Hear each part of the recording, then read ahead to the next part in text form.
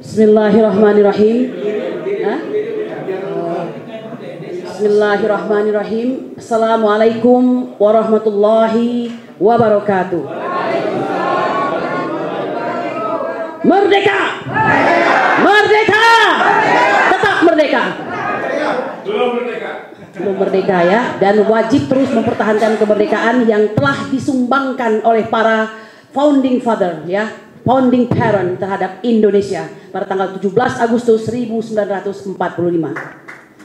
Bapak-bapak Ibu sekalian, pertama-tama dan di atas segala-galanya, marilah kita panjatkan puji dan syukur kita kehadirat Ilahana, bahwa berkenan beliaulah nikmat sehat, nikmat iman, dan nikmat Islam. Pada hari ini saya sangat merasa bersyukur berkumpul bersama-sama dengan Dewan Ulama, akademisi, tokoh Banten yang kami cintai. Selawat dan salam tidak lupa kita haturkan kepada junjungan kita Nabi besar Muhammad Sallallahu Alaihi Wasallam. Ayahanda kami, orang tua kami yang saya banggakan. Saya haru ya kalau melihat orang tua kita ini, karena saya sudah tidak punya orang tua yang juga ulama. Ayahanda kami, Bapak Kiai Haji Embai Mulia Syarif ya. Anda tadi dikatakan mungkin adalah tidak banyak lagi orang yang ada di Banten ini yang memang harus dipertahankan. Ya, oleh karena itu tidak heran kalau baru akhir-akhir ini Anda muncul bersama kami turun gunung begitu. Bapak, saya memutuskan diri untuk bergabung bersama Ustadz Ahmad Kosinuddin dan kawan-kawan, termasuk para prinsipal kami semua. Di dalamnya juga ada Jenderal Sunarko, Bapak Marwan Batubara, kemudian Buya ya, Afrinaldi, dan semuanya ini termasuk emak-emak ARM yang luar biasa ini. Tidak lain dan tidak bukan karena saya ingin mendapatkan faedah dari surat Al-Balad, yaitu ayat 18, bahwa saya ingin di akhir zaman kelak, di hari hisab kelak, masuk dalam kategori Ashabul Maimanah, yaitu orang yang berada dalam golongan kanan. Allahu Akbar. Ya, ini benar-benar sekali ya Pak ya, karena kalau urusannya uang itu terlalu kecil ya. Karena terus terang kami ini bersidang dengan uang sendiri, kemudian kami dibully dan segala macam, tetap kami jalankan dengan sangat bahagia. Hari demi hari kekuatan itu semakin kuat, kami benar-benar merasakan syukur dan nikmat dari Allah Subhanahu wa taala, dan sungguh kami ingin mengatakan alangkah kasihannya orang-orang di luar sana, baik pejabat, orang biasa ataupun pengacara-pengacaranya Agwan yang tidak merasakan syukur dan nikmat ini. Ya, dan ini mungkin memang sudah dipilih demikian ya, maka dari itu kita bersyukur kita masuk dalam golongan yang sedemikian itu. Nah, Bapak Ibu sekalian, saya merasa terhormat. Bukan Banten yang memerlukan kami, tapi kami yang memerlukan Banten. Banten adalah pintu gerbang arus manusia, barang, jasa, dan simpul ekonomi. Bahkan di masa lalu pusat peredaran daripada dan penyebaran agama Islam di Nusantara. Hari ini saya mengatakan seorang Agwan dan Antoni Salim serta kroni-kroninya sudah kurang ajar ya terhadap bumi Banten ini. Mereka harus Allahu Akbar. Mereka harus mengetahui Banten itu sendiri, kalau tidak salah, kalau saya salah mohon dikoreksi, adalah berasal dari kata yang bermakna bantahan. Bantahan itu berujung kepada suatu perjuangan di masa lalu di mana Banten memperjuangkan negara kesatuan Republik Indonesia ini dengan berkonfrontasi kepada penjajah. Jadi tidak pernah tunduk kepada penjajah. Nah, oleh karena itu, melihat Banten yang diporak-porandakan, kami ingin mengembalikan marwah itu, bahwa Banten tidak boleh sejengkal pun diambil alih ya, dirampas oleh Agwan dan cecunguk-cecunguknya itu. Kami tidak membenci Cina, Bapak Ibu sekalian ya, karena saya banyak bergaul dengan orang Cina ya. Yang kami tidak sukai Cina jahat dan Cina ireng. Siapa Cina ireng itu? Dia mungkin tidak Cina, tapi dia menjadi Cina ireng karena bergaul di situ dan mendapatkan manfaatnya. Bapak Ibu sekalian, ini semua terjadi bukan tanpa sebab ya. Kalau boleh saya tambahkan ini, saya ingin mengatakan perjuangan ini panjang Bapak Ibu sekalian. Ada ulama, ada aktivis, ada pengacara, dan kami mengambil jalan yang berat ini, jalan berliku dan keras seperti surat Al-Balad tersebut, yaitu jalan yang dipilih oleh orang-orang kanan tersebut. Untuk dalam rangka apa? Karena kami tahu bahwa pada suatu hari kelak hal itu pasti akan terjadi. Dan hari ini itu dibuktikan. Denis von Fizin ya, seorang penulis dan pembuat drama dari Rusia mengatakan betapa pentingnya memilih seorang pemimpin yang berkualitas dan kompeten. Karena dari dirinya lah keluar semua aturan-aturan ya, kemudian keputusan-keputusan yang bermanfaat yang bermartabat tidak hanya bagi dirinya, tapi bagi semua orang yang akan terpengaruh karena kekuasaannya. Hari ini kita lihat Bapak Prabowo telah menjadi pemimpin yang, mohon maaf, untuk kali ini saya tidak memilih Pak, saya memilih Anies Baswedan. Tetapi karena beliau sudah menjadi pemimpin, ya ini mohon maaf, ya karena Indonesia membutuhkan pemimpin dan wajib ada pemimpin, kami sami'na wa ata'na. Dengan catatan, Pak, monggo Pak dilihat kiri kanan depan belakang apa kekurangan-kekurangan yang sudah terjadi. So this is your time. Anda punya waktu itu, maka selamatkanlah bangsa ini, ya. Karena kita ini memang porak-poranda, Pak. Mengenai China, saya tambahkan sedikit, tidak sedikit pun terbesit kebencian. Tapi Anda sebagai pendatang harus tahu diri, ya. Oleh karena itu jangan heran Sultan Hamengkubuwono, ya, dengan kebijakannya melalui instruksi Gubernur Daerah Istimewa Yogyakarta, ya, itu di dalam instruksi nomor K.898 garing, ya, A garing 1 Romawi garing 75 tidak memperbolehkan kepemilikan tanah kepada non pribumi, utamanya adalah Cina. Ini clear sekali Bapak sekalian. Mengapa demikian? Karena ada peristiwa, ya, ada pengalaman buruk pada waktu itu. Nah, oleh karena itu mohon maaf, jika Sultan yang mulia tersebut bisa menerapkan hal tersebut, maka kami minta kepada pemimpin kami pada hari ini, jika telah melihat betapa daerah-daerah ini secara seperti dikatakan Bapak dosen tadi, ya, pelan-pelan telah dikuasai, Jawa Timur, Rempang, kemudian pesisir Jawa, ya, semua sudah berusaha untuk dikuasai. Kalau begitu kembalilah kepada pasal 33. Pak Prabowo memiliki ornamen, memiliki alat untuk mempersatukan itu dan membubarkan itu semua. Pasal 33, 1, 2, dan 3. Ya, di mana diantara yang mengatakan bahwa perekonomian disusun sebagai usaha bersama berdasarkan asas kekeluargaan, bukan keluarganya Jokowi, ya, bukan keluarganya siapa lagi, Luhut Binsar Panjaitan, bukan, keluarga bangsa Indonesia, Pak. Kemudian bumi, air, dan kekayaan yang berada di dalamnya itu dikuasai negara, dipergunakan untuk siapa? Untuk rakyat, bukan untuk oligarki. Siapa kau? Ya kan? Siapa kau? Ini saya luar biasa ingin mengatakan, kita ini kaya, Pak, serpihan surga jatuh di bumi ini. Tetapi lihatlah rakyat ini, masih ada nenek-nenek tua yang makan daun singkong, ya. Anda bagaimana menghadapi Allah kelak jika Anda jadi pemimpin yang demikian, ya? Nah, inilah Bapak, mungkin ya kesannya, ini saya orang daerah, Pak. Ayah saya orang Rejang Lebong, tepatnya Bengkulu. Jadi memang tradisi kami ini mirip-mirip dengan Banten. Kami punya bahasa sendiri, punya huruf sendiri, begitu ya. Merupakan Melayu paling tua di Sumatera. Jadi kadang-kadang jiwa itu, maunya itu keluar begitu, dan tidak sudi melihat negara ini hancur lebur gitu.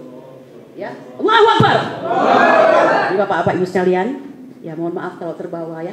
Kita tidak gampang untuk bertemu dan bersua. Saya ingin mengatakan bahwa inilah waktunya Pak berbuat sesuatu. Sayang Bapak yang satu tadi harus meninggalkan ruangan. Beliau tadi benar mengatakan harus didapat satu hal dalam pertemuan ini. Dan menurut saya perlawanan. Tidak ada lagi yang lain Pak. Mohon maaf ya. Menteri ATR BPN itu seperti sebuah karnaval, harus jadi pahlawan, ya, harus ada jadi kambing hitam. Tapi lihat hasilnya, apakah semua itu tuntas? Konon saya mendapatkan sebuah video, pelan-pelan sudah mulai lagi ada itu katanya bambu-bambu untuk dipasangkan kembali. Jadi jangan memperlakukan rakyat seperti itu. Kita ini tidak bodoh, kita hanya tidak mempunyai kekuasaan, ya kan? Nah, oleh karena itu Bapak Ibu sekalian, saya menghimbau mereka yang berdiri di atas sana. Kau merasakan nikmatnya dunia ini hanya sampai tenggorokan. Setelah lewat dari situ semuanya menjadi kotoran, ya kan? Betul. Jadi bagaimana ini? Maka menurut saya yang harus dilakukan adalah, karena kita punya Yusril Iza Mahendra di kabinet, ya kan? Itu orang-orang hebat semua. Kemana suara mereka sekarang? Yusril Iza Mahendra, Menkumham sekarang kan? Harusnya berusaha lah bagaimana menegakkan hukum ini. Ternyata tidak. Jadi akhirnya yang terjadi inilah Pak, keadilan jalanan. Yang bisa kami lakukan di pengadilan, kami pengadilan, ya. Saat aksi kami harus lakukan aksi, hanya itu. Tapi sampai kapan perjuangan ini? Oleh karena itu, di bawah pengawasan dan pantauan ayahanda kami Kiai Haji Embai Mulya Syarif, kami melihat ini ada sebuah kemajuan yang luar biasa. Kami minta ayahanda memimpin kami semua, selain mendoakan pada malam-malam yang hening dalam doa Anda yang sangat khusyuk bahwa negeri ini harus diselamatkan, Pak. Saya memang hanya pengacara, tapi insya Allah jiwa saya adalah Maung Banten di dalamnya. Subhana rabbika rabbil izzati amma yasifun, wassalamu alal mursalin, walhamdulillahirabbil alamin. Merdeka!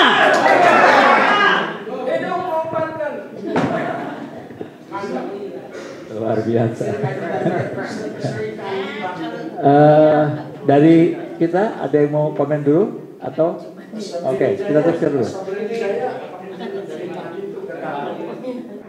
Ya, terima kasih Pak. Assalamualaikum warahmatullahi wabarakatuh.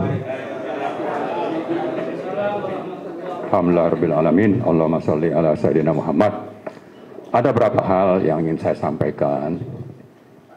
Pertama, kalau kita bicara tentang negara atau penyelenggara negara, itu unsur utamanya kan ada eksekutif, legislatif, yudikatif, pusat, dan daerah. Nah, pidato Pak Prabowo waktu dilantik itu kan punya komitmen untuk menghilangkan negara dalam negara. Tapi dalam praktek kan sebetulnya ini belum ada realisasinya begitu, masih jauh dari harapan. Itu satu hal yang perlu kita catat. Kemudian yang kedua, ya artinya itu bahwa negara PIK 2 itu masih berlanjut. Meskipun pemerintah sudah menerbitkan yang namanya PP nomor 12 2025 tentang RPJMN. Bahwa tadi Mas Fauzi-Nurdin sudah menyebutkan sudah tidak ada lagi yang namanya rempang atau PSMP 2. Oke, tapi di lapangan kan masih berjalan. Dan negara PIK itu masih ada dan masih didukung polisi, preman, menteri-menteri terkait gitu. Artinya kalau kita berharap kepada negara yang di pusat, yang dilakukan kan sebetulnya bagaimana ini orang-orang yang sudah terlibat kejahatan tingkat tinggi ini bisa lolos. Itulah yang dilakukan oleh pemerintah yang sekarang. Memproses di darat, di laut. Di darat kejahatan lebih fatal. Orang terbunuh sampai sudah banyak. Aset negara dirampok. Rakyat diintimidasi dan rakyatnya dikuasai. Laut itu ya mungkin yang terkena nelayan. Mungkin ya, atau akses pelabuhan dan sebagainya, tapi tidak sebesar yang ada di darat, dan itulah yang diproses. Begitu diproses, ada pagar itu di 16 desa. Yang diproses hanya 1 desa. Lalu yang diproses itu kepala desa. Penyelenggara negara yang lain, sampai ini bisa terlaksana itu kemana? Di mana diprosesnya? Itu kan menunjukkan bahwa negara PIK 2 itu masih ada, masih eksis sampai sekarang. Nah, sementara kita berharap sebetulnya negara yang di pusat itu okelah, mungkin tidak bisa kita harap, tapi yang di daerah. Saya ingat ke kantor ibu dulu, berapa bulan yang lalu di DPD, kita diterima Pak Narko, Pak Mursalim dan sebagainya. Nah, itu dalam rangka apa? Dalam rangka bagaimana menggugah negara yang diwakili oleh DPD, anggota DPD itu untuk juga bersama-sama, termasuk dari DPRD, kita demo tuh sebelum puasa. Yang waktu itu ketemu, diterima, tapi tidak jadi karena tidak diterima oleh pimpinan. Yang saya juga menyayangkan kenapa tidak dilanjutkan saja, karena sudah ada yang menerima. Tapi oke lah, itu kita banyak kepala. Tapi intinya, seandainya pun negara di pusat sana seperti itu, mencari-cari jalan untuk meloloskan penjahat-penjahat ini, yang ada di daerah saya harapkan itu, apakah itu yang namanya bupati, wali kota, sampai ke level misalnya kecamatan, camat, anggota DPRD dan sebagainya, nih saya harap kita bersatu. Itu yang saya kira yang perlu kita pahami. Nah, kalau kita bicara kejahatannya seperti apa, ini sudah kejahatan yang namanya state corporate crime antara pejabat negara dengan pihak swasta itu bersatu melakukan apa? Melakukan kejahatan sistemik. Sehingga yang namanya DPRD, DPR, menteri-menteri, polisi, KPK sudah dilaporin juga. Itu sudah tidak bisa kita harapkan. Itulah sebabnya kami berulang-ulang sebetulnya menghimbau kita semua, terlepas bahwa banyak upaya pecah belah, tapi yang masih punya komitmen ini bersatu. Sebelum puasa, kami merencanakan mau bikin buka puasa bersama. Dengan siapa? Dengan kiai-kiai yang mengelola pondok pesantren. Salah satunya kita koordinasi dengan Pak Kiai Ofa. Kita juga datang ke Kiai Kurtubi. Ya, tapi karena FPI. Tapi karena waktu sangat mepet, maka tidak mungkin kita lakukan. Persiapannya tidak memungkinkan itu dilaksanakan. Nah, sekarang mumpung ada momentum Lebaran atau bulan Syawal, mungkin setelah ini kita bersatulah.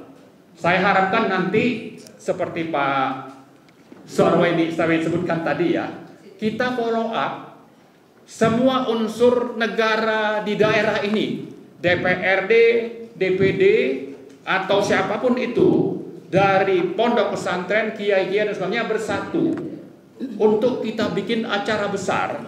Karena harapan kita kepada penyelenggara negara yang harusnya menegakkan hukum, ini sudah tidak ada.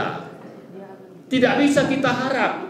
Mereka sudah disandra, sudah dijinakkan oleh yang namanya aguan.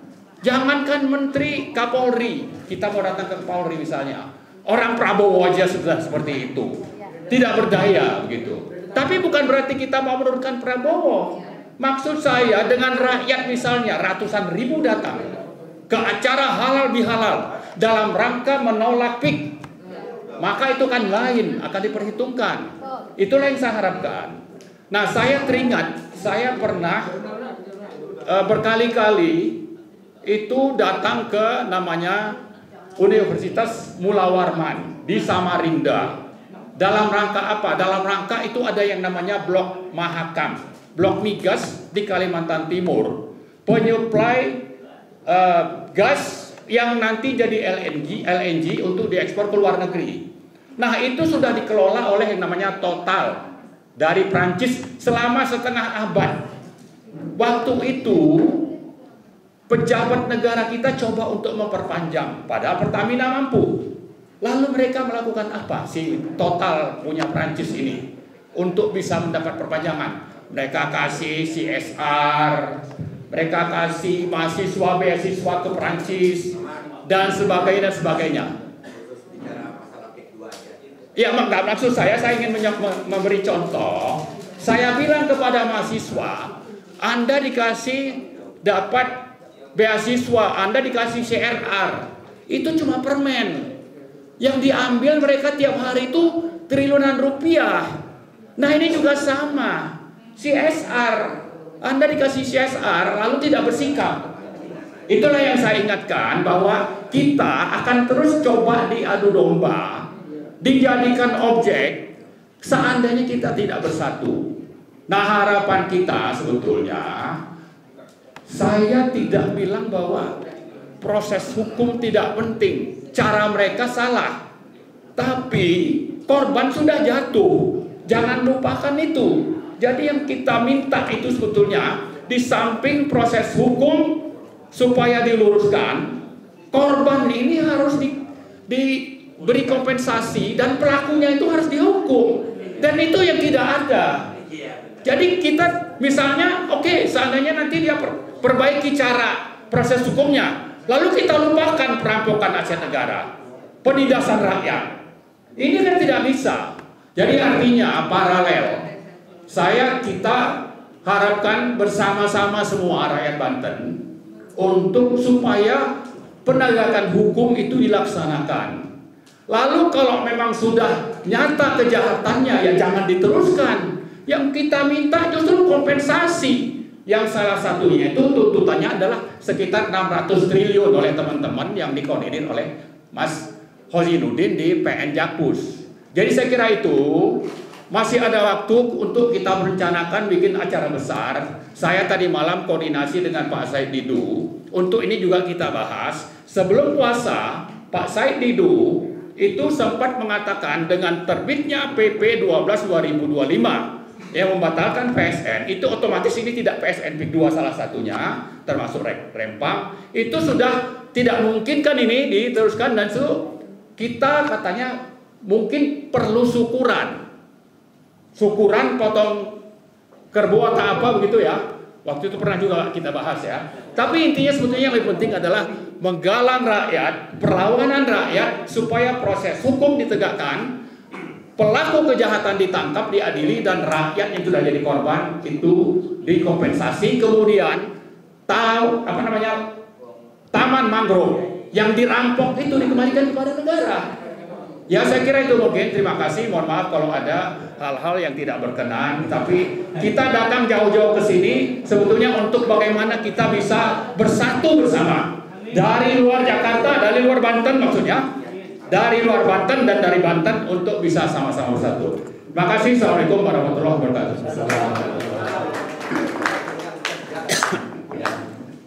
Assalamualaikum warahmatullahi wabarakatuh. Saya adalah dari Aliansi Rakyat Menggugat. Kita adalah semuanya emak-emak, walaupun ada beberapa bapak-bapak siaga yang selalu menjaga kami. Kami sudah ada di jalan 4 tahun, udah 4 tahun jalan 4 tahun ini, dan musuh kami adalah Jokowi. Karena semua kerusakan yang ada di negeri ini diakibatkan oleh Jokowi. Jadi kami memang dari awal, dari mula Jokowi presiden, tuntutan kami sudah menjadi Jokowi mundur. Setelah dia tidak jadi presiden, kita ingin Jokowi diadili. Kita tidak pernah isu apapun selain itu. Kemudian timbullah PSN PIK 2, dan lagi-lagi kami di jalan untuk anak cucu kami, untuk masa depan anak cucu kami. Begitupun pada saat awal kami turun ke jalan, itu juga kami melihat pemerintahan Jokowi tidak pernah memikirkan masa depan bangsa ini. Semua hanya untuk aseng, hanya untuk TKA Cina, dan juga nepotisme itu juga lahir pada saat kepemimpinan Jokowi. Nah, saya melihat Banten sudah dijajah karena tidak ada pembangunan yang mengorbankan rakyatnya sendiri. Ingat PIK 1. PIK 1 kemana penduduk aslinya? Tidak ada. Dan ini pun akan terjadi pada Banten kalau kita diam. Tinggal saya di Tangerang Selatan. Saya bukan karena saya merasa kita ini bersaudara. Jadi apapun yang terjadi pada Banten akan terjadi juga sama saya kalau saya diam. Dan ingat, kita adalah Garuda, kita bukan naga. Jangan terlalu lama diam, karena pada saat kita diam, Garuda akan dililit oleh naga. Apakah kita rela seperti itu? Jadi lawan. Kami selalu bilang kita adalah Ibu Pertiwi yang melawan. Kita tidak akan menangis, dan kita siap untuk di depan apabila memang darah kita bisa menjadikan Indonesia menjadi lebih baik. Wassalamualaikum warahmatullahi wabarakatuh. Tetap adili Jokowi.